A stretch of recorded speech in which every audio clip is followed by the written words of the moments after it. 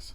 So, what we're about to watch, they've been talking about for years now. So, this is the anime adaptation of Yu Suzuki Sega's Shenmue video game series.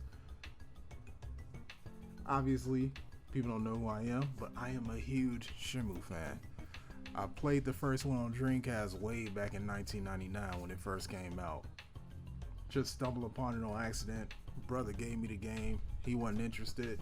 He let me see the Dreamcast, and I played the hell out of that game and fell in love with it. And to this day, it's my favorite video game of all time. I played Shenmue 1, 2, and recently 3. 3 is very divisive, but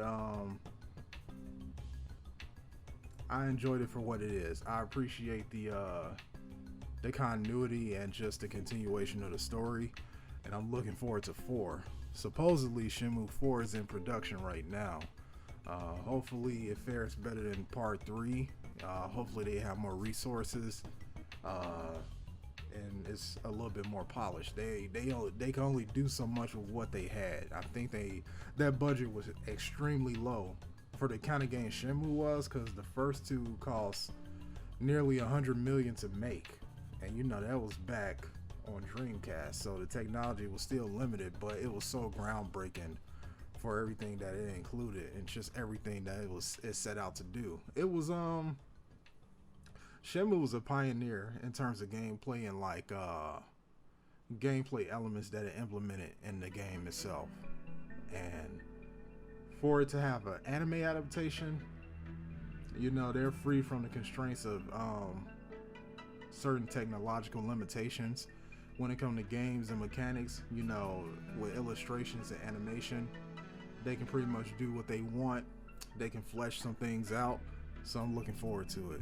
It's coming in 2022, but enough talk, let's get into it.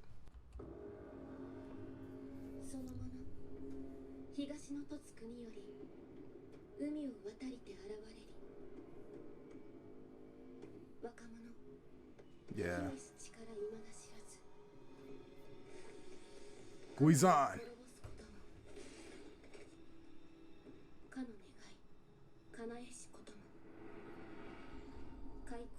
Shenmue.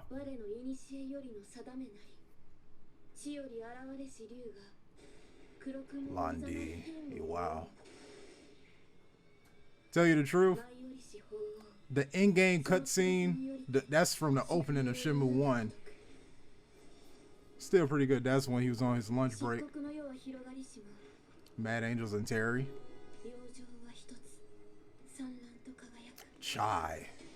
Couldn't stand him. Fighting him in the arcade. That's at the Harvey's bar where you saw the foreign guy. Yeah, well, he's a sailor supposedly.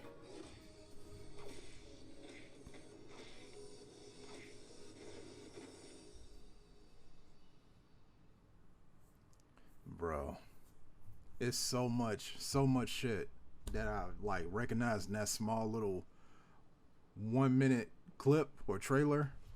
I'm gonna do a little mini breakdown like right now. All right, breakdown time. Right here. So this shot. This is the ferry. You see, that's the Lucky Charm talisman that Nozomi gave him at the end of Shenmue 1. That's the letter, I think, to Master Chen, and that's his notebook. This is the beginning of Shenmue 2, because soon as the opening of the game starts, you see, well, you don't see him on the boat, you see him stepping off the ferry, but this is the same boat he's on. Yeah, so you see him on the ferry right now. He should be docking in Hong Kong very soon, based off of this.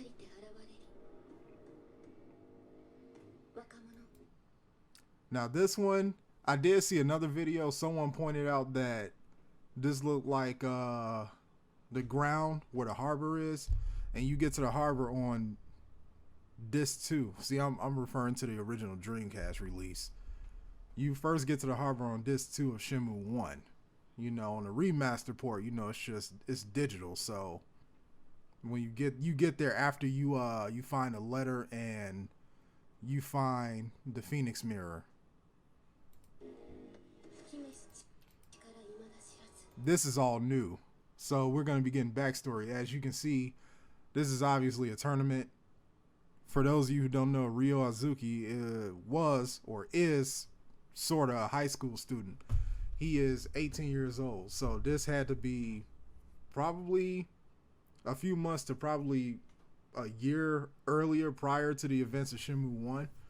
So he was still in high school, judging by his physical appearance, but he doesn't have his scar or the band-aid.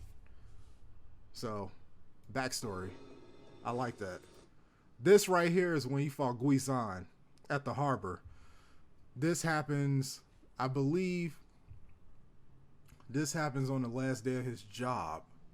When he gets the job at the harbor to find out, you know, more information on the Mad Angels and Londi and you know, the Long Ja. You know, it's some plot. It's some important plot points that go along with him getting the job, so he can get more information. But this particular scene, he's fighting Guizan. That's Master Chen's son, by the way, on Disc 3 of Shenmue.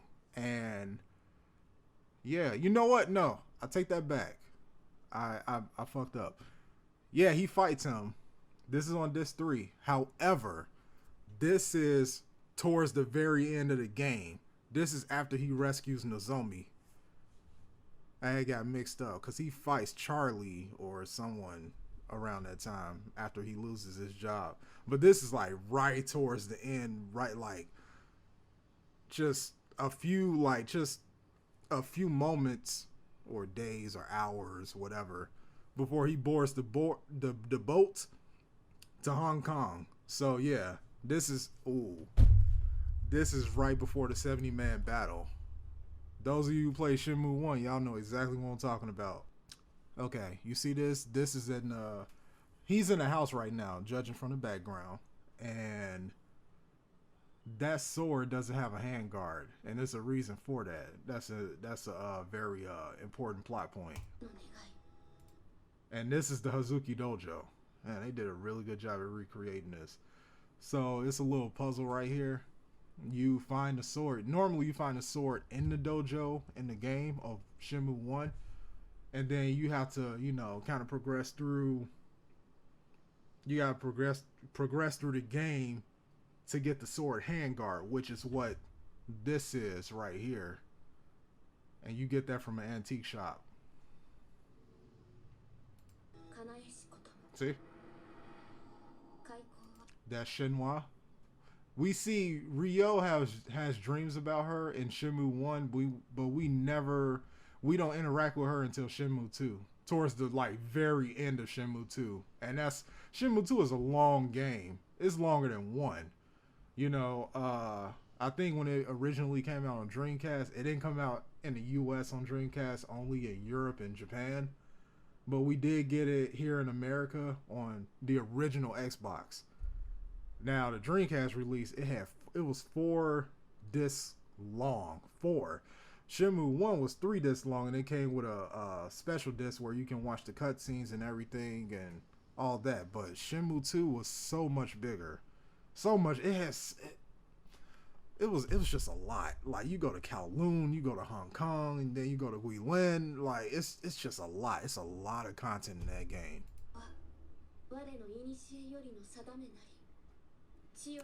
Of course, that's the Dragon Mirror.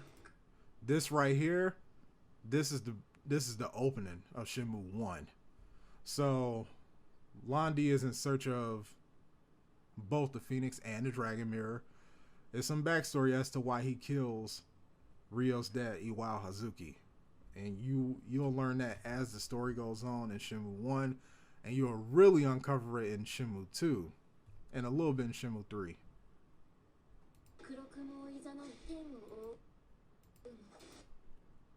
Yeah, see, the way this is going down, you know, obviously This is for an anime. In the game, is a little bit more. I ain't gonna say it's less impactful, but it's more stylized. Especially with the after image of Londi when he dodges a Wild's attacks. It's pretty neat. I was blown away when I saw that as a 10-year-old. Like when I saw that, man, it was he just. See, I even know the rhythm because I haven't played the game so many times, and the slow mo and everything. Just man. Yep, the guys in the black. The two guys, and they even got the guy with the shades too, so that's a good continuity.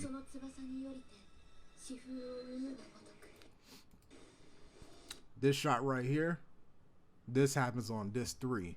So eventually in Shenmue 1, Ryo gets a job at the harbor as a forklift driver, and the first few days, the Mad Angels, they harass him. You know, they keep on, because they know who he is after causing a stir at the Harbeats bar, going around asking about sailors and Charlie and this and that. You gotta play the game to know what I'm talking about, but you know, these are just little things or events that happen in the game that I picked up on watching this trailer, and I'm really it's really getting me excited because it's like it's remaining faithful to like the source material. So I can't wait to see how it all unravels. And of course, we see the two guys back here. You see them all throughout the game on disc 1, 2, and 3 of Shenmue 1. Okay, I believe all these guys are Mad Angels, you know, so their base is at the harbor. I'm thinking this is probably the start of the 70-man battle because it looks dark. Yeah, this is after hours, but it looks like day is breaking too, you know? So I'm thinking, yeah. I'm thinking that this is the 70-man battle is going to happen, or it's in the process of happening, and then more of them are showing up as Guizan and Ryo are fighting them off.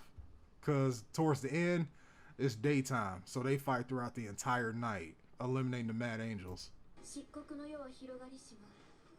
That's Terry. He's the leader of the Mad Angels. I don't see any other recognizable faces because it's 3 guys, 3 sub-bosses. A guy wearing green camo, another guy with a pipe you fight, and then you fight the last guy, I think, when you eliminate like 65 people. What's his name? Pedro. His name's Pedro. And he's fucking huge. Like, he's like 7 feet tall, and he does wrestling moves on you.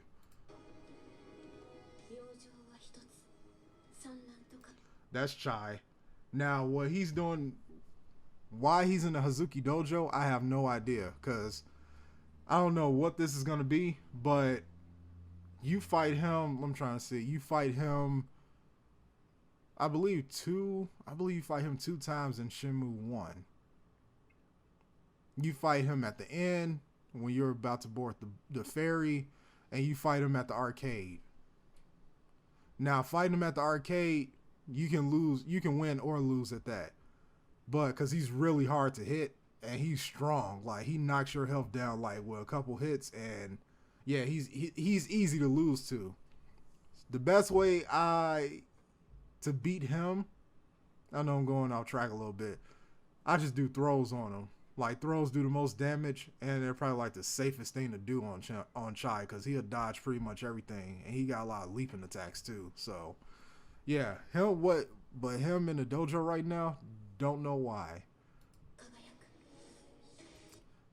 It's interesting to see how that's going to play out. Okay, let me go back a little bit. See, okay, I'm trying to see if I can get it. Right here, I recognize this.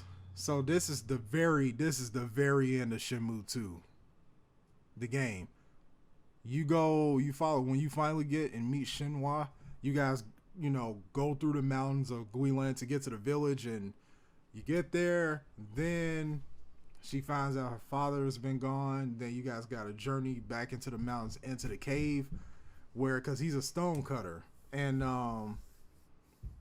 he made, I believe someone in his family, or he made the dragon and phoenix mirrors, he like out of the Phantom River stone. that's only found in their village. So he left a letter behind saying that he passed away, and this is that cavern. Like you go deep into the cave and you find this, and this is exactly where Shenmue 2 ends. Oh man. Okay, right here. This is the Harbies bar. This happens in Shenmue 1, Disc 1. This is like a little before you get to the harbor on Disc 2. This is the owner of Heartbeats. I forgot his name. This is one of the guys. He's actually in the game, like his character model. This is one of the guys. And he grabs a stool in the game too. It's another guy that I think Ryo knocks out prior to fighting him. But the guy, just like in the game, grabs a stool, tries to hit you with it. Ryo dodges it, and then he kicks him over the bar stool or over the thing. So this is again, continuity. I love it.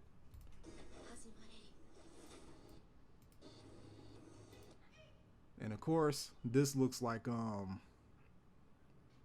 want to say Kowloon. Now, normally in Shenmue 2, you don't fight Lon D. You only see him on the in a helicopter on a ladder as he's being flown away, like towards the next to last parts of Shenmue 2. So I'm thinking this is probably only promo art.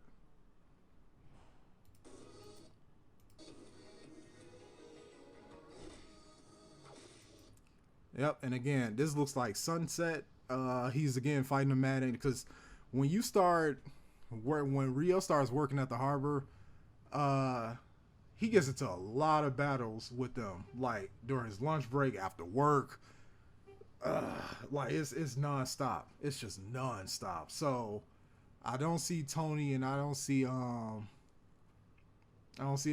two foreign guys there. So this is probably one of the early battles when he starts working there, or as he's trying to get information, or probably he's trying to sneak into the warehouse to meet Master Chen. So I don't know how it's gonna play out. They're adding more in between and giving us more backstory. So they're probably gonna be expanding on a lot of stuff that they couldn't put in the game at the time. So they're probably gonna be implementing that in the anime adaptation.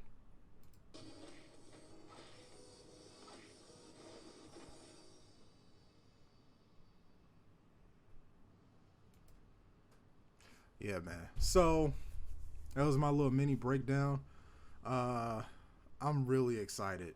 I'm really excited to see how this is gonna play out, how much they're gonna cover in the anime adaptation. From what I heard, they're gonna be covering Shenmue 1 and Shenmue 2 apparently. It's slated for 13 episodes, but I don't know how they're gonna cover all of that in 13 episodes. I would think it would take them at least 2 to 3 seasons to cover everything at a decent pace, But they might cut some stuff out, just focus on the main parts of the story, and just, I guess, streamline the whole process and the whole viewing experience for people, so it's more easily, digestible and more entertaining for them. So it doesn't, I guess, possibly run the risk of dragging itself out too long. So we'll see. But anyway, I'm looking forward to this, and I will see you guys in 2022. I will be recording my reactions because I love Shenmue. It's my favorite video game of all time, one of my favorite stories. Every single episode will hopefully be reacted to. I'll do my best. I don't know how the copyright's gonna happen. I know it's a lot of claims and flagging of certain videos, so we'll see. But yeah, looking forward to it. I'll catch you guys later. Thanks for tuning in. Peace.